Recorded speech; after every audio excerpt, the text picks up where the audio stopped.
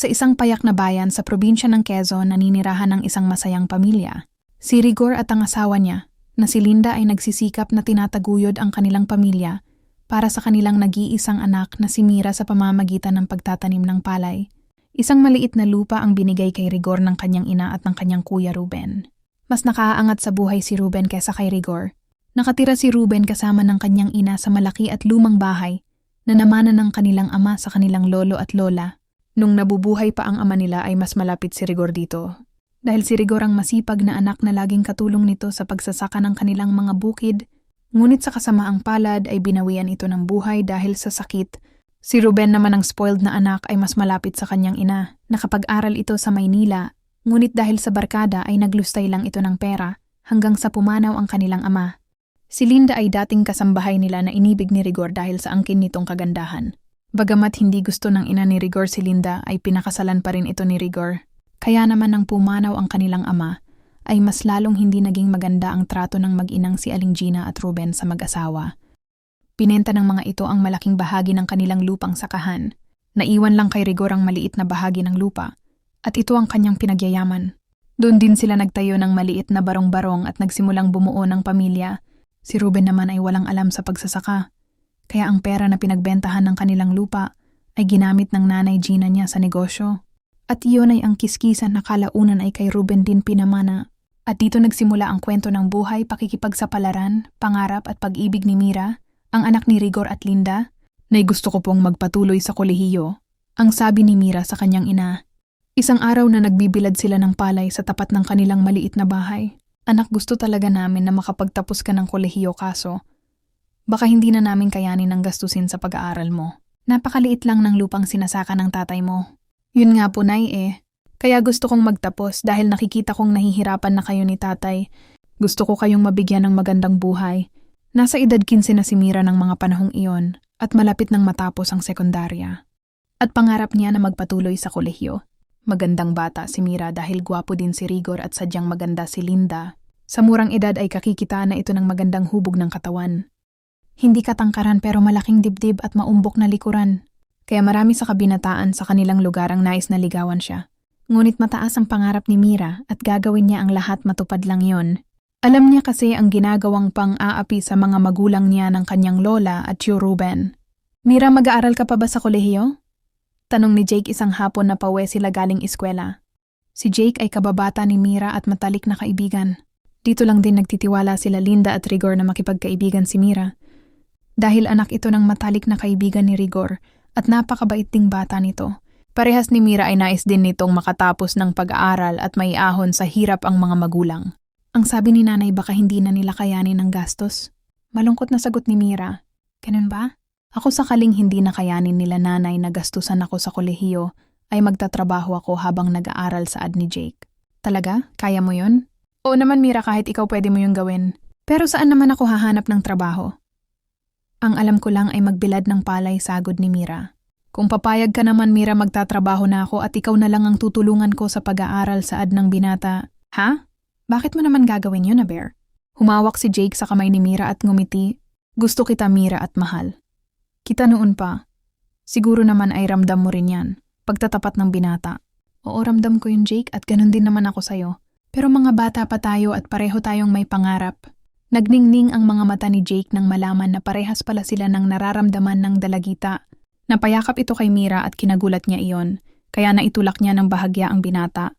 Ano ka ba Jake, baka may makakita sa atin at isumbong pa tayo. Sorry Mira, nadala lang ako ng labis na ligaya. Hindi ko akalain na gusto mo rin ako.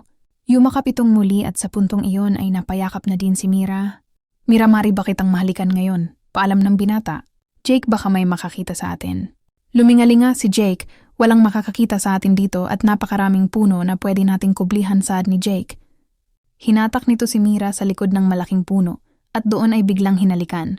Bagamat wala pang karanasan parehas sa pakikipaghalikan, ay pinagbigyan nila ang isa't isa. Mahal na mahal kita Mira sa ad ni Jake.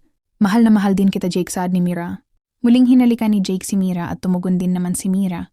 Nagiging mainit na sana ang mga tagpo nang biglang maalala ni Mira ang pangarap niya. Pinigil niya ang binata at hinawakan sa pisngi. Sorry Jake, hindi pa ako handa sa ganito. Tsaka may mga pangarap pa tayo. Sorry din Mira, nadala lang ako ng labis na kasiyahan. Pagkatapos ay nag-ayos na sila ng mga sarili at umuwi. O anak, bakit inabot ka ng hapon sa pag-uwi? Tanong ni Linda. Nay, pasensya na po, dumaan ako sa classmate ko para makigamit ng laptop. Kailangan po kasi naming mag-research. Pagsisinungaling ng dalagita. Pasensya na anak, gustuhin man namin na ibili ka ng ganun kaso sapat lang ang kita namin. Ay naku nay, wag niyong alalahanin yun, may nahihiraman naman ako. Nakahiga na si Mira para magpahinga nang maalala niya ang mga ginawa nila ni Jake. Mahal niya ito at alam niya din sa sarili niya na gusto niya din ang mga ginawa nito. Pero may pangarap pa siya na nais matupad. Dumating ang araw ng pagtatapos nila Mira at Jake sa sekundarya. Dahil sa angking talino, ay maraming natagap na parangal at medalya ang dalagita. Kabaligtaran naman ni Jake dahil kahit isa ay wala itong natagap. Masayang-masaya sila Rigor at Linda at proud sila sa anak nila. Ngunit kaakibat noon ay ang kanilang pag-aalala. Alam nila kasi na nais magkolehiyo ni Mira at iyon ang inaalala nila. Batid ni Rigor na malaki ang kailangan ni Mira para makapagpatuloy ng pag-aaral. At bilang isang ama ay masakit sa kanya na isiping wala siyang kakayanan na tustusan iyon. Sinubukan niyang lumapit sa kanyang ina at sa Kuya Ruben niya. Maari kitang pahiramin ng ganun kalaking halaga pero paano mo naman yun mababayaran? Tanong ni Ruben sa nakababatang kapatid. Kung papayag ka Kuya Ruben ay huhulugan ko na lang paunti-unti. Naku, ilang taon naman ang aabutin ng sinasabi mong paunti-unti na yan? Nakangisip ang tanong ni Ruben. Kung tutuusin ay maaari namang ipaglaban ni Rigor ang kanyang karapatan sa pinagbentahan ng lupa nila. Dahil napakaliit lang ng binigay sa kanyang parte ng lupa. Ngunit noon pa man ay wala na siyang lakas ng loob na gawin iyon. Isa pa ay alam niya din na hindi siya kakampihan ng kanyang ina. Dahil ang paborito nito ay ang Kuya Ruben niya, umuwing malungkot si Rigor. Sinabi niya sa asawa niya ang ginawang paglapit sa mag-ina. Mataas ang boses ni Linda na sinabihan si Rigor. Bakit kailangan mo pang lumapit sa mag-inang iyon? Alam mo naman na hindi ka noon tutulungan. Wala na akong ibang maisip na paraan, sagot ni Rigor. Sa loob ng silid ay dinig ni Mira ang pagtatalo ng mga magulang. Nakadama siya ng awa sa ama. Ramdam niya ang kagustuhan nito na masunod ang gusto niya na makapagpatuloy ng pag-aaral. Humiga siya at nag-isip. Nagsimula siyang magkaroon ng galit at puot sa kanyang lola at Tio Ruben. Mahina ang loob ng tatay niya. Hindi nito kayang lumaban sa tiyong niya. Doon nabuo ang plano sa isip niya. Madalas ay napupunta si Linda sa kiskisan ni Ruben para ipakiskis ang mga palay nila. At kinabukasan ay nagsabi si Mira na gusto niyang sumama sa ina. Nagtaka naman si Linda. Aba anak himala at gusto mong sumama ngayon sa kiskisan. Samantalang dati ayaw mong pumunta doon. Wala naman na gusto ko lang nakita sila Lolo at Tito Ruben. Nagtataka man ay isinama din ni Linda ang anak. Pagdating sa kiskisan ay agad na hinanap ni Mira ang Tito Ruben niya at kahit galit siya dito ay nilapitan niya ito upang magmano. Mano po Tio Ruben, kamusta po kayo? Magalang na tanong ni Mira. Matagal tiningnan ni Ruben si Mira na para bang kinikilala. Maliit pa kasi siya nang huli siyang isama ng ina doon at malaki na ang pinagbago ng kanyang muka. Hindi nito nakitang dumating na magkasabay ang mag-ina. Si Linda kasi pag pumupunta doon ay tauhan lang ang kinakausap at hindi si Ruben. Si Mira naman ay ang Tio Ruben niya talaga ang pakay kaya sumama sa ina. Manghang-mangha si Ruben sa angking kagandahan ng dalaga.